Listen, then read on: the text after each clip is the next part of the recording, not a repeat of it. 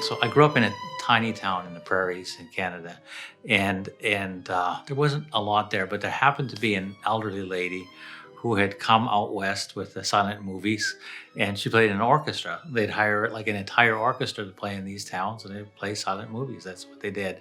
A lot of them were immigrants from Europe, and so she became my teacher. And at some point, I realized that this is something I'm pretty good at, or at least people told me they really liked my playing, and I enjoyed that. I mean, I loved the music. I always felt if I listened to something that was really beautiful, it really moved me, or really exciting.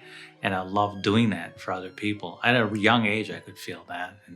And I think a pivotal part for me was when I was about 14, maybe 15. And Lanny McDonald, a professional hockey player who's now in the Hall of Fame for the NHL, called me up and said, "I'd like you to play for my wedding." And I thought, oh my goodness. And all of my friends were just like so jealous. And then he came and all these guys were all-stars in the NHL, his entire wedding party. And after the practice, he said, I'm going to go out with the guys. You want to come and join us?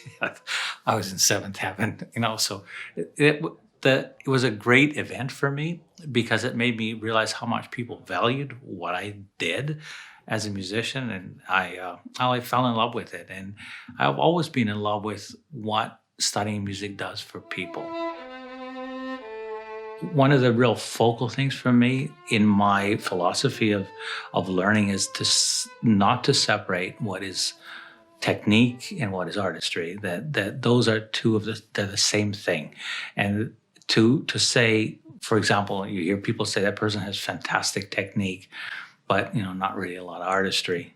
I'm thinking that the only purpose of technique is for artistry. So how can they show you technique if they don't show you artistry?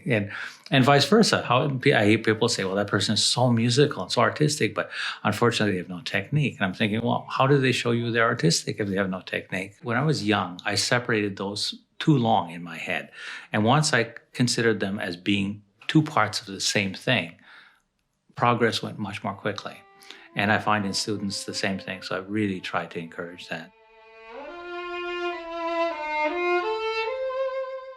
It's not just about some goal of perfection. It's about beauty. And if you're practicing bowings on a scale, it's about beauty of the rhythm, articulation, energy, what happens in the bowing. It's not just about physically doing this in a certain manner. For me, that's really, really important. And all my lessons in my time for most students, is split pretty much half and half between scales and etudes and repertoire. And if they get really advanced to the point where they can really play anything that I throw in front of them, then it might be just only repertoire that I listen to. Okay, that was great. Do you know what was good about it? What? I'm asking you, do you recognize what you did well so you can do it again next time? I think it's really important for every student to be responsible for their own learning. The only thing I can do is encourage them and turn their head in the right direction to look for the answers. If I think back, everything that I figured out for playing, for myself to take on stage, I always thought I discovered it completely on my own, like I invented it. And I would have a teacher, I remember one teacher in particular, I would look at her and say, I figured this out. If I do this and this and this in my spiccato, all of a sudden it sounds great. And she would look with disdain at me. She said, I told you that 100 times. And I would look at her thinking, I don't remember. But I know that she opened that door for me and had me look in the right direction.